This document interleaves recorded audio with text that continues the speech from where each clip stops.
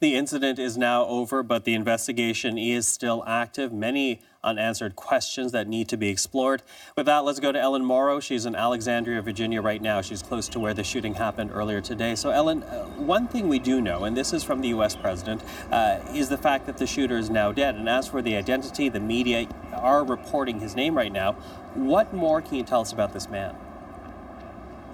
Well, Michael, we should stress, as you mentioned there, that what we are learning about this gunman is, again, coming from U.S. media reports. They're citing unnamed law enforcement officials, but we haven't heard details directly from the police in a press conference type setting yet. So important to point that out. But what we are hearing in these U.S. media reports is that they are identifying the gunman as a man named James T. Hodgkinson, 66 years old, of Illinois. And what we're seeing and hearing in these reports is an increasingly political profile of this man emerging. We had a look earlier this afternoon at a Facebook page that's believed to have belonged to the gunman. It's since been removed, but on it there were several post pictures about former presidential candidate, Democratic presidential candidate Bernie Sanders.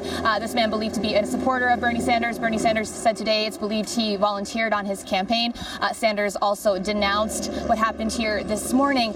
On that Facebook page, there were also posts against President Trump, as well as one from 2015 that was against Steve Scalise, who was shot in this attack this morning. In that post, Hodgkinson wrote that he should lose his job. So again, this political profile emerging. We're also hearing from the local newspaper in Illinois, where Hodgkinson was from, that he had sent letters to this local newspaper railing against the Republican Party, saying that the party favors the super rich.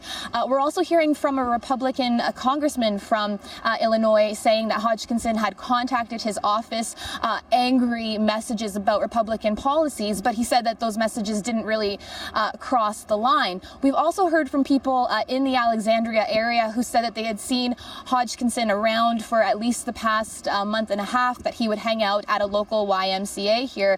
And we can play you a clip from someone who claims to have known him. Have a listen. Through the years, he didn't back down from stuff. I mean, he was in a few fights and stuff like that, but nothing that would demonstrate violence as far as what he did. What do you mean by that? What do you mean by that? Like fights with people? Well, he never backed down from anybody.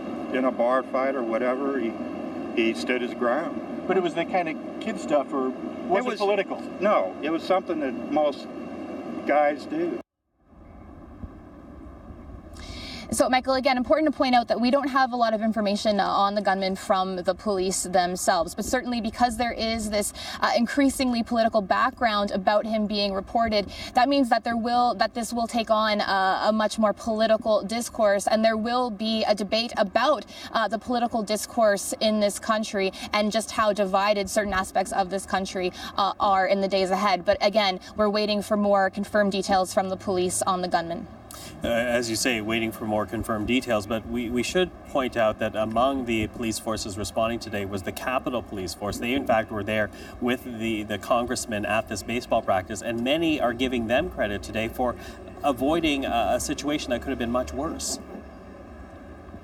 Well, that's right, Michael. And the reason that there were Capitol Hill police officers here is because Steve Scalise is the House Majority Whip. So given that high-ranking position, he has this security detail. That's the only reason why they were here. So certainly there is a sense that this morning could have been a lot worse. Now, once the shots started ringing out from the gunman just shortly after 7 o'clock this morning at this baseball practice, the two Capitol Hill police officers engaged in a gunfight with him, and the gunman died of his injuries that he sustained in the exchange of that gunfire. So those officers are being praised for their heroic actions this morning. Ellen, thank you for this. The CBC's Ellen Morrow in Alexandria, Virginia.